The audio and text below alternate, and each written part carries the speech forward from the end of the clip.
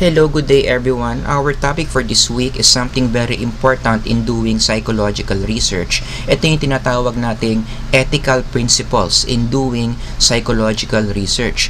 So first things first, pag-usapan muna natin yung salitang ethical. Ang root word niyan is the word ethics. What do you mean by the word ethics? When you look at the dictionary, ang ibig sabihin pala ng ethics is the discipline of dealing with what is good and bad, with moral duty and obligation. Second bullet, a set of moral principles or values. Third bullet, the principle of conduct governing an individual or group. Medyo mahirap siyang intindihin because yung definition na yun are in the philosophical level. No? And by the way, ethics is a field of philosophy. So, pasisimplihin na lang natin in layman's terms, what do you mean by ethics to make it easier for you to understand? These are sets of do's and don'ts. Mga bagay na dapat mong gawin at mga bagay na hindi mo dapat gawin. So, that's what you mean by ethics. And we practice ethics in different fields of knowledge. Meron tayong media ethics, meron tayong medical ethics, right? At alam nyo ba, meron din tayong sports ethics. For example, let me give you two examples of sports ethics that we practice sa basketball. Diba? Kahit gaano katambak yung team mo, kapag natalo kayo at natapos na yung laro, it is ethical for the entire team to go in center court at makikipagkamay sa mga players na kinalaro nyo. So even if you are a defeated team, kahit malaki ang tambak nyo, it's ethical that you still shake the hands of your opponents. In tennis, alam nyo ba, one example of ethical principle that they practice is when somebody is serving, hindi ka pwedeng mag-ingay. Diba? Unlike in basketball, let's say, someone is shooting free throws and then you hate that player kasi hindi mo siya team, pwede kang mag-boo, pwede kang sumigaw, pwede kang mag-trash talk, but not in tennis. In tennis, when somebody is serving, everyone is expected to keep quiet, regardless whether the player is your bet or not. Kinakailangan pag nagsuserve siya, you give that player a chance to concentrate to deliver a great serve. Okay, so these are some examples of ethics that we apply in certain fields in sports. Of course, today, ang pag-uusapan natin is how do we apply ethics, the do's and don'ts, in doing psychological research. The main goal or the main essence of applying ethics in psychological research is to prevent harm. Ayaw nating makasakit. Tanong, sino ba yung posible nating masaktan when we do psychological research? Human beings. Remember, being in the field of psychology, kapag gumawa ka ng research, most likely yung participants mo, mga tao. Diba? And humans have the tendency to be hurt, not only physically, but also psychologically. So the reason why we are applying ethics is to prevent any type of hurt, any kind of pain. Ayaw natin nasasaktan yung mga tao na pinag-aaralan natin in our psychological research. And that is also the reason why at the beginning of this lecture video, sinabi ko sa inyo na panoorin nyo yung mga bad examples of psychological research. Why are they bad examples? Because these researches are considered unethical. Nakasakit sila ng mga participants na pinag-aaralan nila. One example would be the study by Philip Zimbardo, the Stanford Prison Experiment, di ba? I mean, you are already familiar with the experiment. You can only imagine kung gaano katindi yung trauma, gaano katindi yung emotional scars na binigay ng experiment niya doon sa kanyang mga participants. Trivia, alam nyo ba yung Stanford Prison Experiment, after it was completed, nagawa pa siyang libro. No, ginawa siyang libro na ang title is The Lucifer Effect. This book basically answers the question, bakit nagiging evil ang tao? Bakit ang isang tao nagiging corrupt? So based on the Stanford Prison Experiment, that question was tackled in this book. Now, a lot of you may be asking me, kung unethical pala yung experiment ni Philip Zimbardo, pati na yung mga ibang experiments na nakita nyo in the video, bakit sila pinapayagang gumawa ng mga ganong klaseng research during those times? The answer is, during those times kasi, hindi pa ganon kahigpit yung ating ethical standards in doing psychological research. Hindi pa siya ganun ka well established. But because of these experiments, okay, we learned a lot. We learned a lot of things, how participants can be hurt in psychological research, kaya unti-unti yung field of psychology, gumawa na tayo ng mga mechanisms to check, to make sure that each research na gagawin ng mga psychologists must be ethical. Marami na ngayong nagpupulis ng mga psychologists to make sure that any kind of research na gagawin in the field of psychology must be ethical. And that's what we are going to discuss for today. We are going to talk about some of the basic ethical principles that we practice in the field of psychological research. Again, huwag nyo nang gagayahin yung mga napanood nyong mga studies. Huwag nyo nang i-replicate. Okay? Kasi during those times, kaya sila nakalusot, hindi pa ganun katindi yung standard. But today, in modern psychology, talagang sobrang higpit na ng mga psychologists in policing to make sure that our psychological research is ethical. Okay? And one more thing before we continue, let me just tell you na hindi ko kayang i-discuss lahat ng ethical principles because there are simply too many.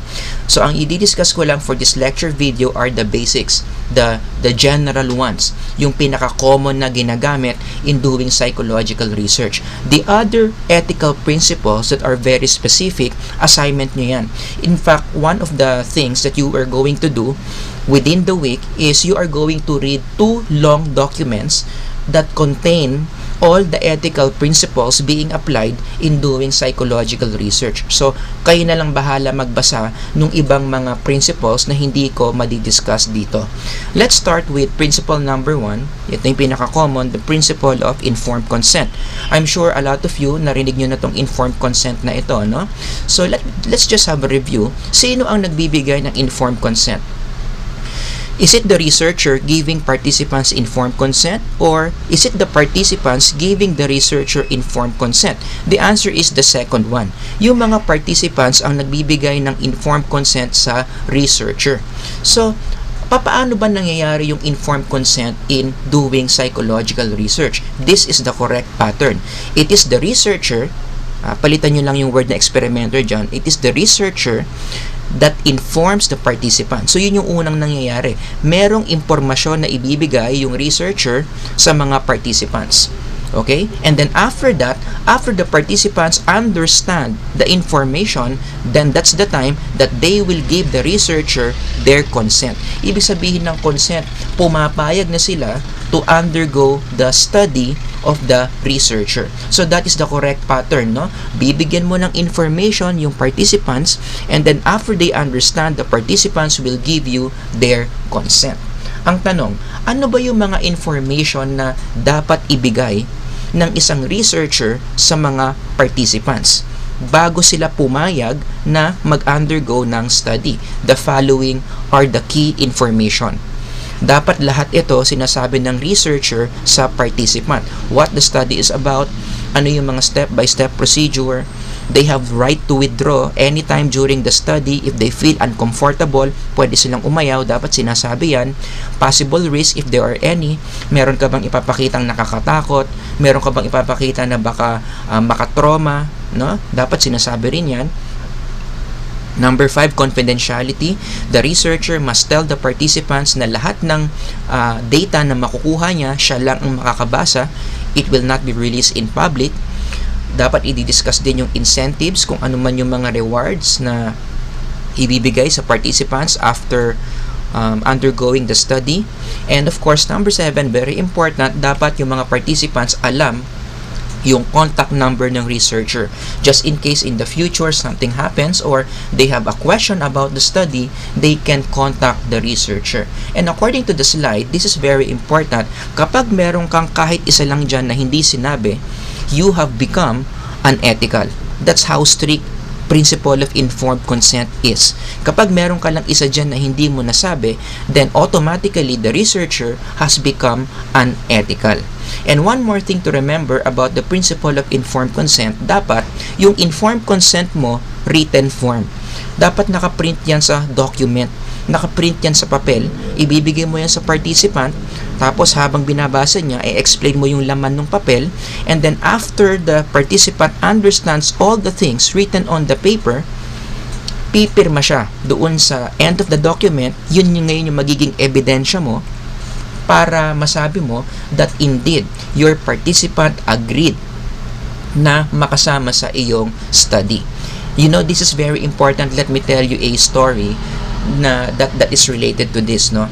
Once upon a time, merong isang teacher, hindi ko na sasabihin yung pangalan, no? But this teacher is doing, or he or she, hindi ko sasabihin kung babae o lalaki. This teacher is handling a research class. Okay? Obviously, sa research class, syempre, ang final output niyan, magpapa-research ka sa mga students mo.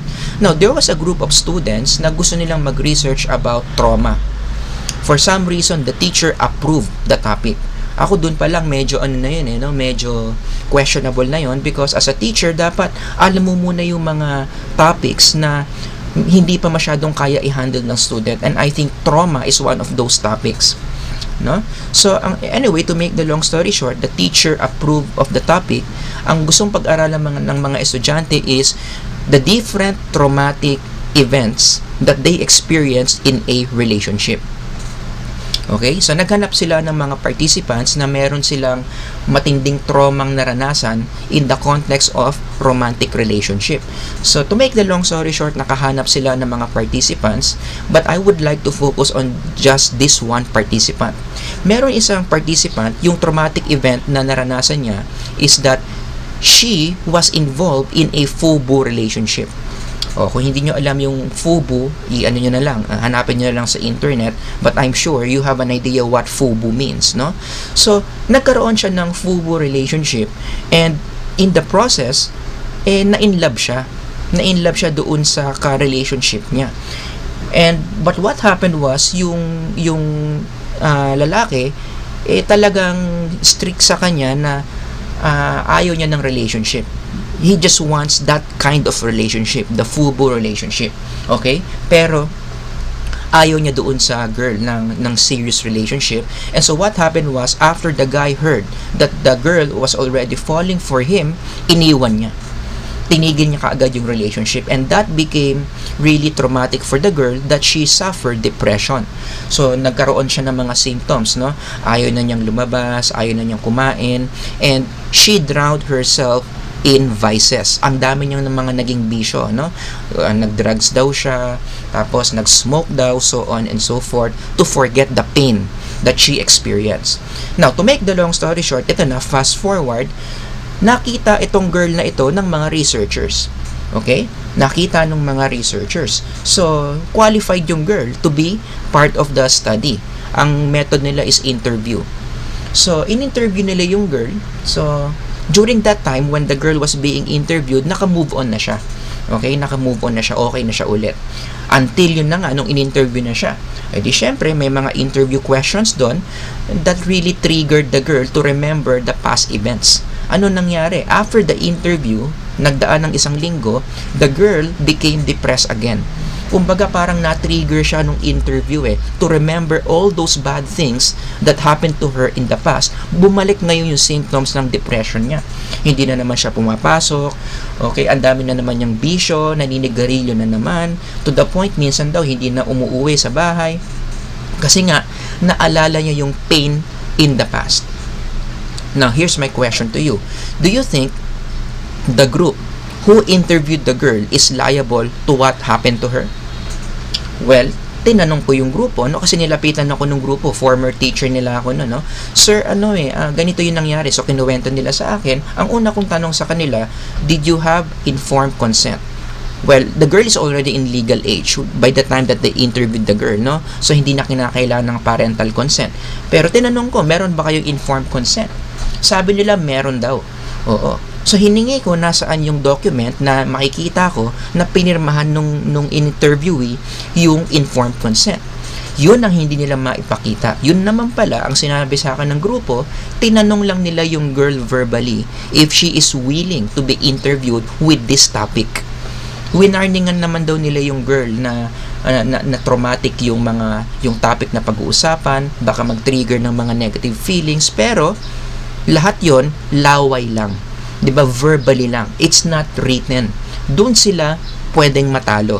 If for example, the parents of the girl sued, nagdemanda because of what happened to the daughter, nako, pwedeng maging liable yung grupo kasi wala silang maipakita na evidence that this girl understood the study and she agreed to undergo that study. 'Di ba? Walang hard evidence of her signature para patunayan na hindi nila pinilit yung girl. Yun, buti na lang, to make the long story short, yung girl naka-recover naman. So she saw a counselor again and eventually she became better. Pero muntik na, in that case, kung talagang may masamang nangyari at nagkademandahan, the group can be liable. See, that's how important it is to make sure that your informed consent is in written form. Let's talk about debriefing. Ano naman itong debriefing na to? Sa debriefing, this is a brief moment, okay, between the researcher and the participant at the end of data gathering. So halimbawa, kinausap mo na yung participant in interview mo. Bago siya lumabas ng kwarto o bago siya lumabas ng laboratory, dapat i-debrief mo muna. Ano ba yung mga bagay na sinasabi when you debrief a person after the research? The following.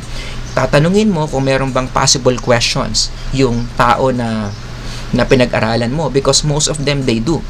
They are curious about what they did in the study. They are curious about certain details in the study. Karapatan nilang masagot yung mga katanungan nila.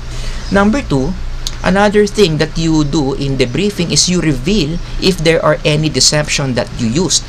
Kasi minsan sa psychological research, especially in experiments, minsan yung sa informed consent mo, kailangan mong magbago ng isang detail 'di ba? Halimbawa, your experiment is really about personality. Gusto mong pag-aralan yung personality ng tao in an experiment. Pero yung ilalagay mo sa informed consent mo is about the experiment is about memory. 'Di ba? Bakit mo kinakailangan palitan yung personality ng memory? Kasi may mga studies in psychology na kapag alam na ng participants mo yung tunay na pag-aaralan, maapektuhan yung kanilang behavior in the study, and you don't like that to happen as the researcher, right? So there are times that you need to deceive the person in the informed consent phase. Pero yun na nga, sa debriefing, dapat doon mo i-reveal yung deception mo. At hindi lang basta-basta i-reveal, ipapaliwanag mo doon sa participant mo why do you have to do that. For sure, merong mga participants na maiinis o magagalit because of what you have done. But based on my experience, if you explain it properly, kung bakit kinakailangan mo mag-deceive, kasi nga maapektuhan yung data, maapektuhan yung performance niya, most of them will understand.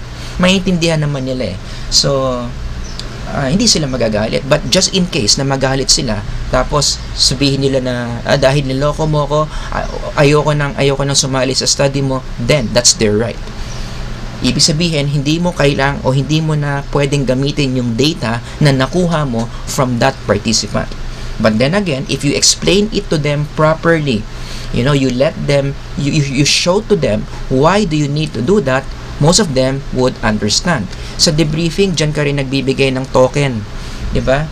Ibig sabihin, dito mo na ibibigay yung mga incentives mo. At pakiusap ko lang sa inyo, when you do psychological research and you have participants, kahit konting token man lang, bigyan nyo. Kasi remember imagine niyo, itong taong ito, okay, nagbigay siya ng oras sa'yo. And time is something that you can no longer return. Tama ba?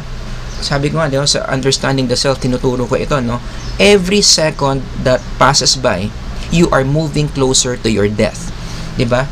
Habang hinga ka ng hinga, yung buhay mo paikli ng paikli. And guess what? Even if yung buhay nila paikli ng paikli, they have still chosen to participate in your study. That's why you need to appreciate their effort to join your study. You have to appreciate their willingness to give you their time na hindi na maibabalik. Kaya ako, ang hirap tanggapin na na ang dami mong pinagawa doon sa participant, pabalik-balik siya sa study nyo, ang dami-dami yung tanong sa kanya, tapos ang ending, ang sagot mo lang sa kanya, thank you. 'Di ba? Although okay din naman na mag-thank you ka, but you have to upgrade naman. You have to step up. You have to make the person feel that you really value his or her effort to join your study. Kaya kahit papano magbigay kayo ng token of appreciation. And last one, number 4, isa pang ginagawa sa debriefing is the reversal of effect. Ibig sabihin ng reversal of effect, mamaya pag-uusapan natin yan, no, as we go along. Ibig sabihin yan, i-undo mo yung mga harmful effects na ginawa mo sa isang pag-aaral. Kasi ganito yan. Especially in psychological experiments, minsan, meron kang mga gagawin sa participants mo that will make them feel bad. And that's needed sometimes in doing psychological experiments. Halimbawa, you would like to know if watching a sad movie will affect their performance in a quiz. Diba? Halimbawa, yun yung experiment mo. So, syempre, ang gagawin mo dyan, meron kang mga participants na panonoorin mo ng sad movie, meron kang mga participants na panonoorin mo ng happy movie, and the control group will not watch any movie. Diba? Usually, in experiments, ganon, no? Ngayon, for those participants na pinanood mo ng sad movie, that means these are the people that you made them sad by letting them watch sad movie. Did you know it is your responsibility to reverse the effect that you have given to them? Yan yung tinatawag nating undoing the harmful effects. 'Di ba? Ibig sabihin yan, bago lumabas ng laboratory yung mga participants na pinalungkot mo because you let them watch a sad movie, it is your responsibility to process, to undo that sadness that they felt after they've seen those sad movies. Kailangan papasayahin mo ulit sila. Yung level of sadness na nakuha nila from your study, dapat tatanggalin mo yon. Dapat i-undo mo yon. Ang tanong, paano ba i-undo yung sadness na binigay mo sa kanila in your study? That's your responsibility to know. Kaya dapat sa literature magbabasa ka. Ano ba yung mga ways on how to reverse sadness? Bago mo palang planuhin o habang pinaplano mo palang yung experiment mo, meron ka ng plano dyan on how to reverse, how to undo the harmful effect. Pero ito, meron din naman tong meron din itong limitation. Okay? Ang limitation nito is kapag positive naman yung effect na binigay mo. So halimbawa, yung study mo is about the effect of happiness to their performance in a quiz. So, pinasaya mo sila. Okay? In that case, hindi mo na kinakailangan i-undo yung effect. Kumbaga, bonus na sa kanila yon that they felt good in joining your experiment. So, this only applies to studies, to researches where you made them feel bad or you gave them harmful effects. Pero kapag yung mga epekto naman na binigay sa kanila nung study mo maganda, hindi mo na kinakailangan i-reverse. Let me just give you 2 experiments that violated this principle of yung hindi pagre-reverse, okay? Halimbawa, itong study ni Carney Landis on facial expression experiment, simple lang naman yung gusto nilang malaman dito, no? Gusto lang naman nila malaman kung yung different emotions ba, meron siyang corresponding facial expression. So, they would like to know kung yung mga emotions ba na ine-express natin o na nararamdaman natin is reflected on specific movements in your facial muscles. So, to study that, ang ginawa nila, drawingan muna nila ng pentel pen yung muka ng subjects. The reason why they did this, para ma-measure nila yung movement ng mga markings. So, they can specifically measure kung gaano kalaki yung paggalaw ng mga facial muscles when they feel certain expressions or when they feel certain emotions. Okay? So, yan na. Drawingan yung mukha nila. And then, they were given different stimuli. Diba? Para ma-feel nila yung disgust, meron silang pinaamoy. Para ma-sexually arouse sila, pinanood sila ng porn, para matakot sila, itong ginawa sa kanila, para matakot sila, pinahawak sa kanila o yung kamay nila nilagay sa bucket of frogs. So, can you imagine meron dyang bucket of frogs, pipilitin ka na yung kamay mo, ilagay mo doon para ma-feel mo yung fear at makita nila yung movement ng facial muscles mo when you experience fear. And then, obviously, as you express those those emotions through your face. Pipicturean nila yung mukha mo para makita nila yung movement ng iyong mga facial muscles. Pero ito ang pinaka-unethical na nangyari in this experiment, di ba? They would also like to know kung anong klaseng movements ang mangyayari sa mukha mo when you combine fear and disgust. So gusto nilang malaman, what happens to your face when you are simultaneously experiencing fear and disgust, takot at diri. And one way for them para lumabas daw yung emotion na yan is they will ask you to behead a rat. So bibigyan ka nila ng daga, tapos uutusan ka nila na putulin mo yung ulo ng daga. Siyempre, most participants would not like to do that. So, ang ginawa ng mga experimenters, if they don't like doing it, ang ginawa nila, yung experimenter naman, yung experimenter na lang, yung puputol ng ulo ng daga. Sa harap nila, sa harap ng participants gagawin yon to induce fear and disgust. So, you can only imagine, di ba, kung ikaw, yung isa doon sa mga participants in that study, and then you are an animal lover, or kahit hindi ka animal lover, di ba, makakita ka lang ng pinutulan ng ulo ng animal, a lot of people were indeed traumatized in the experiment. And the bad news is, these experimenters did not do a single thing to reverse the negative effect.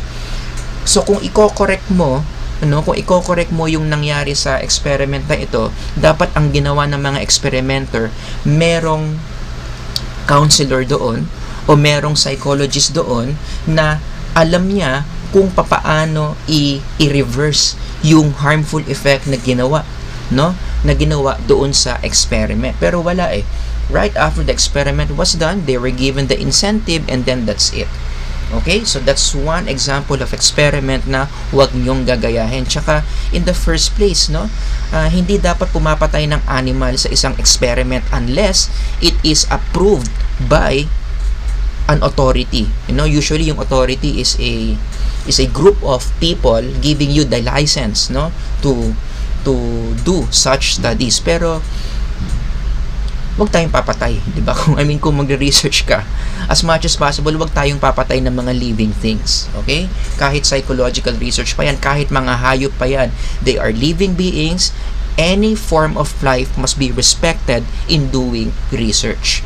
Another example of a study very popular that violated this principle is the Watson and Little Albert study. Pinanood nyo to at the start of this lecture video, di ba? Basically, ang tanong lang naman ni John Watson is, can we create fear? Gusto niyo malaman kung yung fear ba is something that is innate or something that we create. And by the way, John Watson was a behaviorist, so gusto niyang patunayan na yung fear can be shaped by the environment. So, yung takot natin, hindi siya innate. Like what Freud is saying, innate daw yung fear, nasa unconscious level daw natin yan. But Watson would like to prove that indeed, fear is something that is coming from the environment. Kaya anong ginawa niya kay Little Albert? Si Little Albert, ang ginawa niya, he wanted to prove that fear can be created. So, si Little Albert, hindi siya takot sa white rat.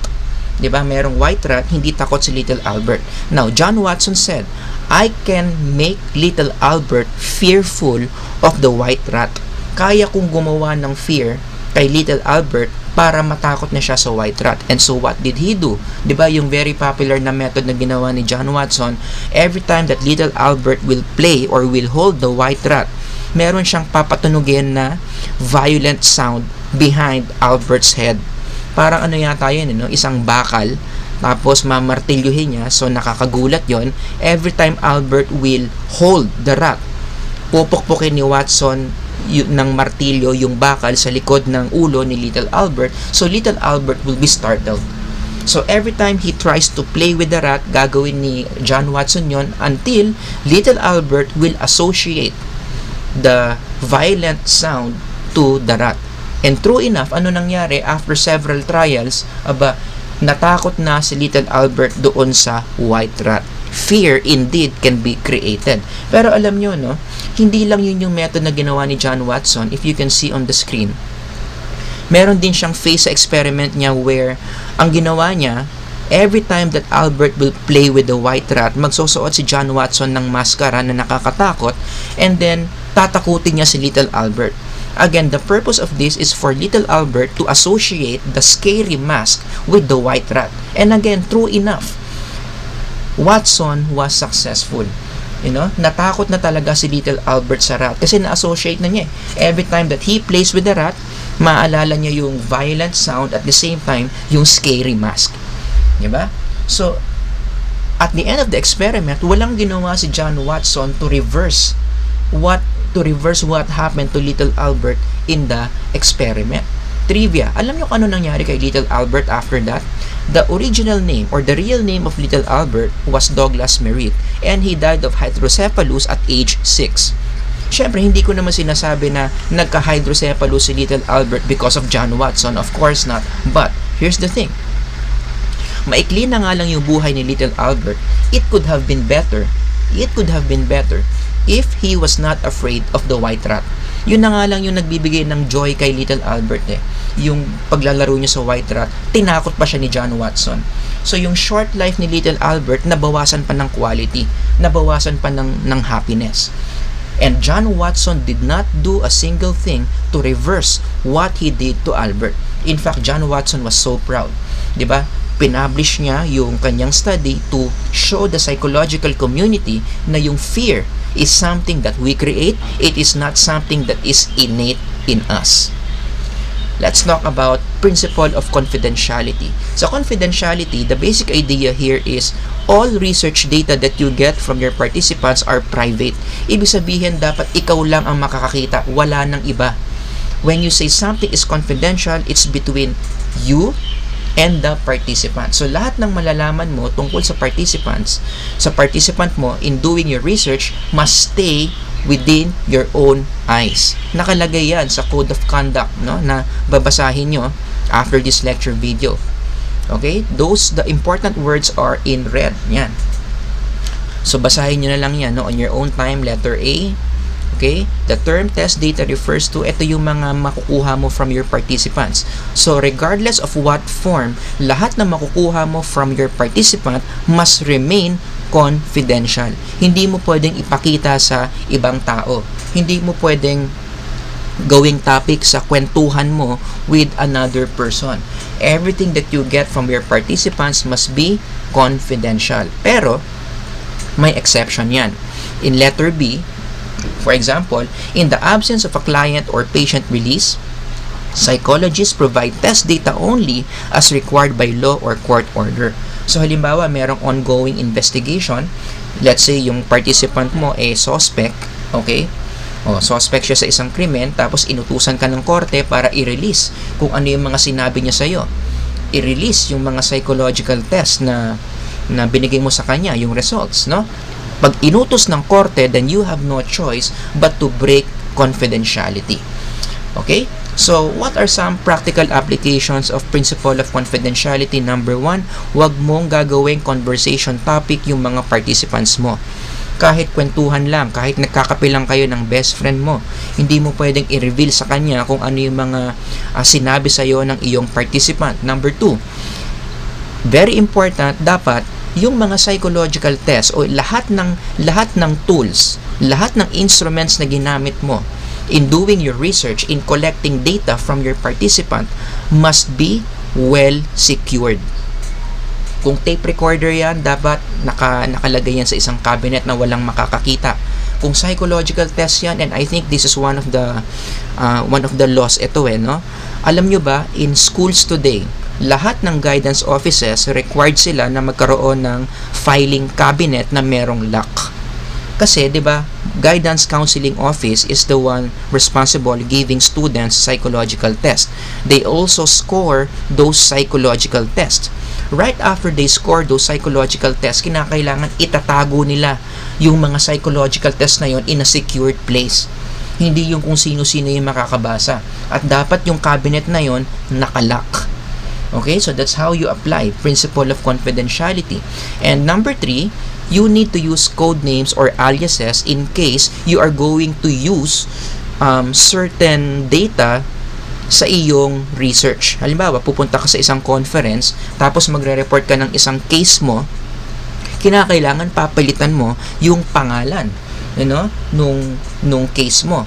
Kung ipe-present mo in public yung case, dapat ibang-iba na yung mga pangalan. Pwedeng code number, pwedeng alias din. But of course, let's not forget, even before you present a case in public, dapat ang una mong gagawin ipagpaalam mo muna doon sa kliyente mo, doon sa participant mo. So, tatawagan mo siya, tapos sasabihin mo that you are going to attend this conference and you are planning to present his or her case. Dapat pumayag siya. Okay? Pwede mo lang gamitin yung case na yan kapag talagang pumayag siya na okay lang na gamitin mo yung kanyang data in a conference. So, going back again, the exceptions. Kailan mo pwedeng sirain yung confidentiality? If the client is in danger. Halimbawa, sinabi sa iyo ng kliyente mo, no, na meron siyang mga thoughts about suicide, na mamayang gabi plano niya magpakamatay, then pwede mong sirain yung confidentiality to save the life of the client. Because the life is more important than the principle. Diba? Yan yung ano natin dito. Yan yung pinangahawakan natin dito. Or, for example, others' life is in danger. Halimbawa, meron kang isang client or meron kang isang participant na open up niya sa'yo na meron siyang planong pumatay ng isang tao. And that person that your client plans to kill is a person that you know. Oh, ang tanong, kailangan ba i-apply mo pa rin yung confidentiality? The answer is no. In that case, you are justified if you don't follow confidentiality so that you can warn the authorities or you can warn the person na plano niyang patayin. Kasi ang mangyayari dyan, kapag hindi mo pa sinira yung confidentiality, sinabi na niya sa'yo na papatay niya isang tao, wala ka pang ginawa, tapos totoo nga pinatay niya yung tao, what happens? You become an accessory to the crime. Diba? Baka isipin pa ng mga pulis na kasabwat ka doon sa krimen. Diba? Kasi alam mo na nga na meron siyang gagawing masama, hindi mo pa sinabi, then maybe, kasabwat ka doon sa kanyang plano. Okay? So, we have to really be wise. We have to be really smart when not to apply the principle of confidentiality. Let's talk about plagiarism. Plagiarism, itong ibig sabihin yan, yung kinaka-copy-paste mo, no? Kine-claim mo that an idea is your own idea even if nakuha mo lang siya sa ibang source. The act of presenting another's work or ideas as your own. Bawal na bawal yan sa research. Okay? Lalong-lalo na kapag nagsusulat na kayo ng mga papers, no, in doing psychological research or for example in your thesis, kapag meron kayong mga ideas doon na hindi sa inyo, make sure na sabihin mo doon hindi sa inyo. And the best way to do that is to cite authors. Kaya nga kayo merong research classes, di ba? Tinuturuan kayo ng mga teachers nyo on how to properly cite authors na pinagkuhanan nyo ng mga ideas. Some common expressions of plagiarism are the following. Tulad nga na sinabi ko, hindi ka nagsasite. Diba? Kapag may sinabi kang idea, hindi sa'yo, tapos wala kang citation, it's the same thing as saying as that idea is yours. Tandaan nyo yan. Kapag walang citation, ang assumption, ikaw ang nakaisip ng idea. So, if the idea is not yours, hiniram mo lang sa isang author, ang gagawin mo, you are going to cite that author to give credit to that author about that idea. Number 2, yung nagka-copy-paste. Bawal na bawal din sa plagiarism yan. Diba? Yung merong magandang paragraph dito, i-highlight mo, i-copy-paste mo yon, tapos yun na yung ilalagay mo doon. Bawal din yan in doing psychological research. Remember, in LaSalle, we are a very strict university when it comes to research. Diba? Kaya nga tayo bumibili ng Turnitin.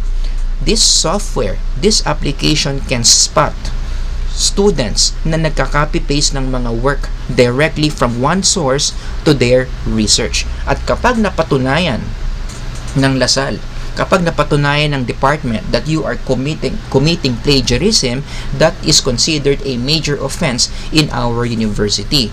Okay? Another expression of plagiarism, yung use of others' data as one's own. Naku po, marami ring gumagawa niya, no? Yung halimbawa, nagpunta sa library, tapos kumuha ng isang thesis, nakita niya yung topic niya, halos kapareho lang ng topic nung thesis na binabasa niya. Anong ginawa niya? Kinuha lang niya yung results section tapos yun yung nireport niya sa kanyang study, yun. That's considered plagiarism. And last one, number 4, another way to express plagiarism is when you steal authorship.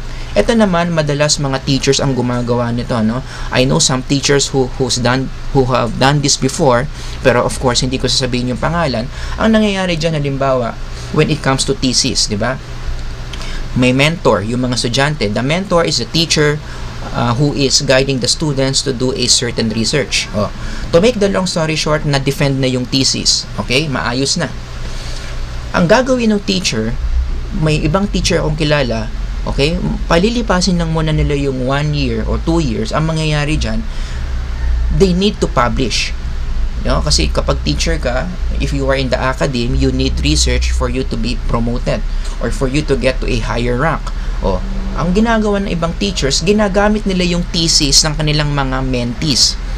They will use that thesis for their publication. So, aayusin lang nila ng konti, iiba-ibahin lang nila yung words ng konti. So, it looks like sila ang nagsulat nun. Pero sa totoo lang, hindi sila yung nagsulat. The students are the ones who did the research in the first place. So, bawal din yan. Kapag napatunayan that the teacher did that, ninakawan niya yung student niya dati ng research topic, then that teacher must be punished. Ang dapat gawin ng teacher doon, in those cases, kung talagang gusto niyang i-publish yung study, is to ask permission to the students. Ang pwede mangyari dyan, co-author sila. So, when the paper is published, ang magiging author nun would be the students, co-author yung teacher. Kasi mas maraming efforts naman talaga binigay yung student kumpara doon sa teacher. Okay? So, lahat ng sinabi ko are all expressions of plagiarism. Let's talk about forging. Itong forging, matindi rin ito, no? In forging, you are fabricating the research data. Kaya nga yung picture ko dito, chef, no? Kumbaga sa Tagalog, parang niluluto mo yung data. In forging, kasi, the principle that we follow is the data must stay as it is.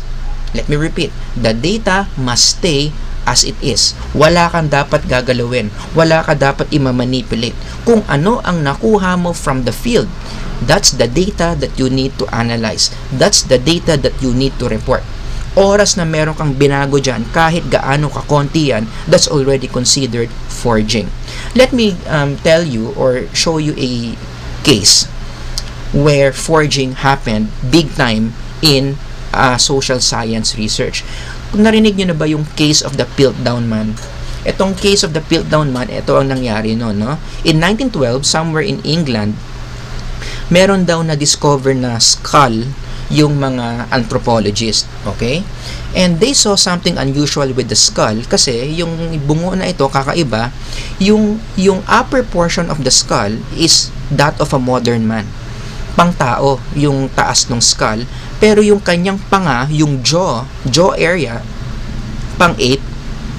So kapag ni-recreate mo yung itsura ng skull nung nabubuhay pa siya, yung nakikita nyo dyan sa baba, ganyan daw yung itsura.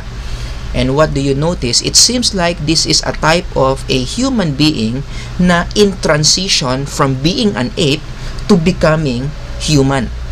Diba? Yung utak niya pang tao na, pero yung naiwan pa yung jaw niya na pang unggoy pa lang.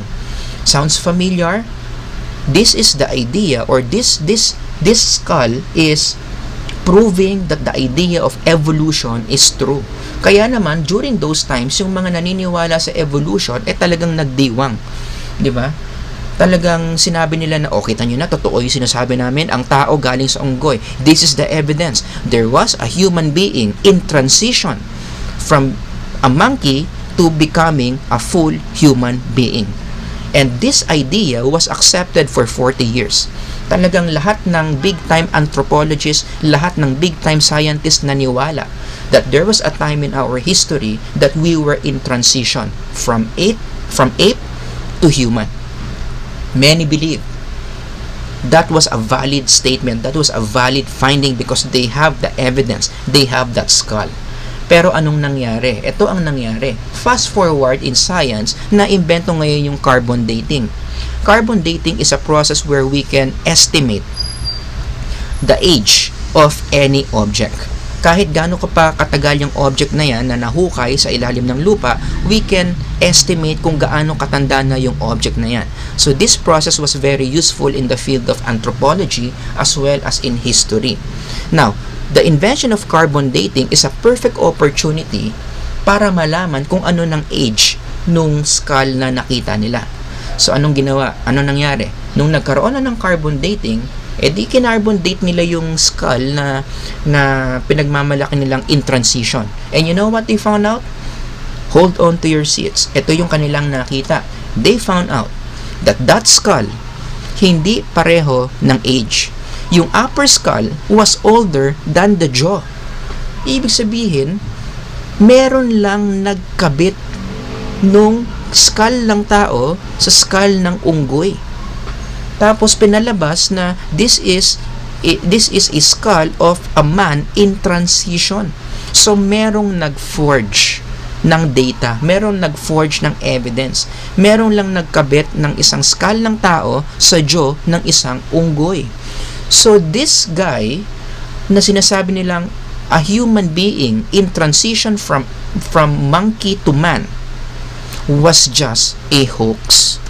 Meron lang palang nagkabit niyan. Siguro, I'm sure yung nagkabit niya naniniwala sa evolution, gusto niyang patunayan na totoo yung pinaniniwalaan niya, ginawa niya yung ganyang hoax. He or she, kung sino man yun, forged the data. So you can only imagine, for 40 years, people had that wrong belief that there was a time in our history that we were in transition. Hindi naman pala totoo. Diba? Now, the question is, why do researchers would think that they would forge data? Bakit kinakailangan pa ba mag-forge ng data? Maraming reasons yan eh. Like, number one, to gain recognition. Diba? Kasi in science, kung gusto mong sumikat, gawa ka ng finding na talagang medyo kakaiba. You know? For example, pwede kang mag-imbento ng study, ng results, saying, alam nyo ba ha, merong relationship ang praying and frequency of sex. The more a person prays, the more sex they have. The less they pray, the less sex they have. Diba? It sounds controversial, it sounds interesting, pero hindi totoo. Diba? Pero, kung palabasin mo na totoo siya, then people will listen to you and you become popular as a scientist. Another example would be, palabasin mo na may kinalaman yung length of hair sa sexual libido. Alam nyo ba, according to my data, according to thousands of people, the longer your hair is, the lower your sexual libido is. At mas maigsi ang buhok mo, mas mataas ang sexual libido mo. Diba? When you have these kinds of results, it will make you popular because it's so catchy. Kaya minsan nakaka-tempt na mag-forge ng data yung mga scientists so that they will catch attention from the scientific community. Pero wag niyong gagawin yun, masama yun. Okay?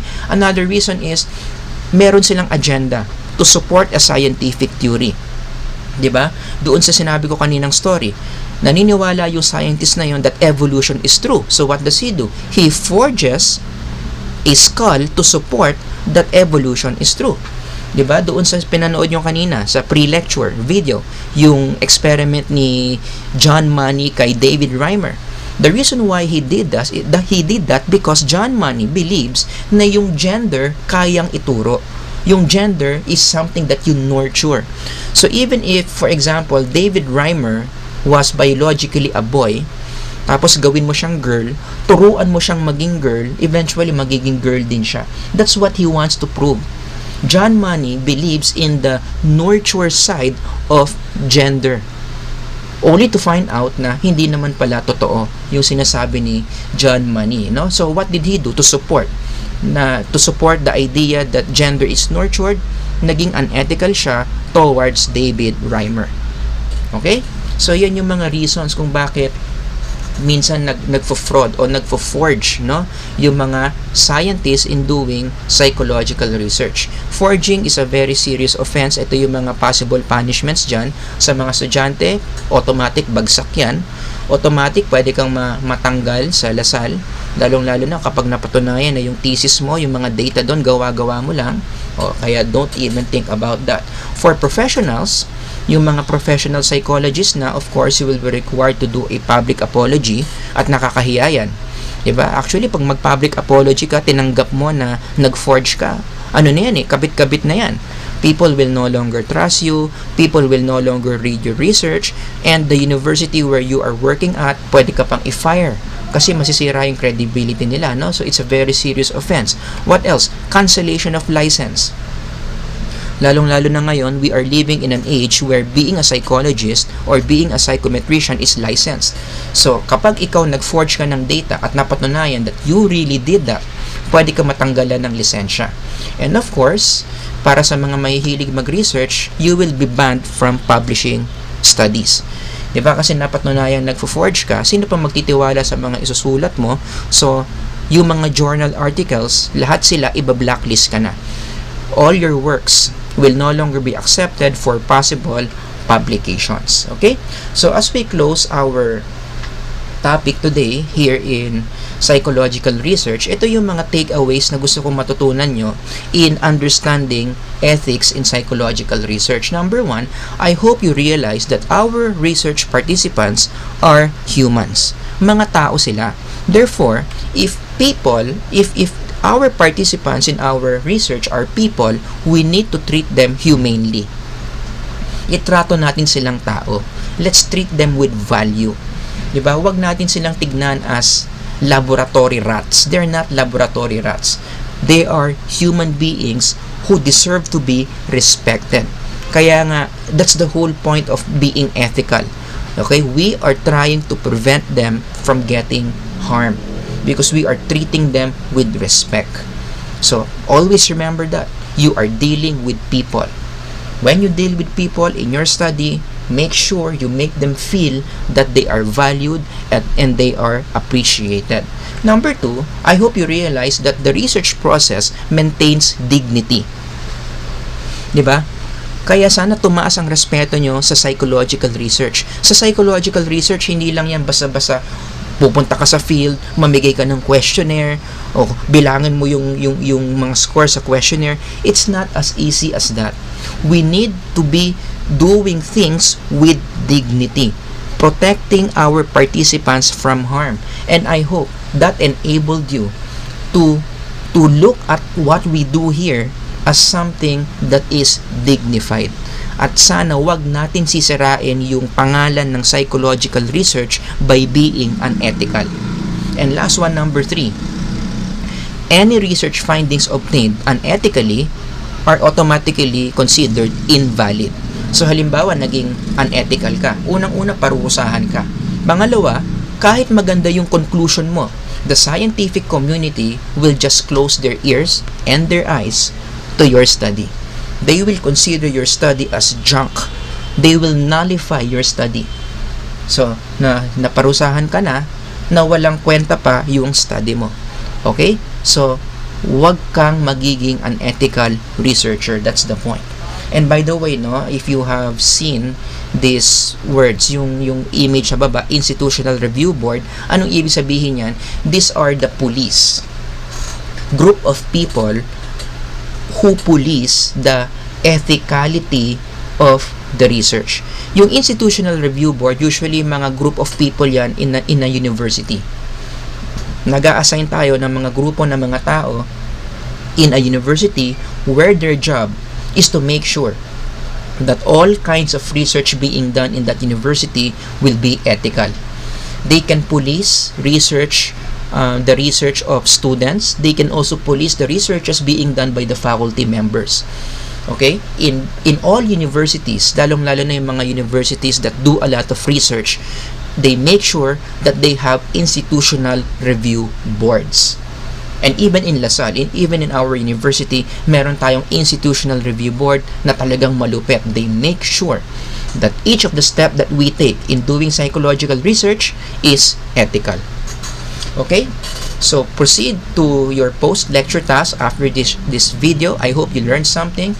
This week, it's all about ethics in psychological research. New module will be uploaded by next week. Thank you for listening and have a great day. Bye-bye.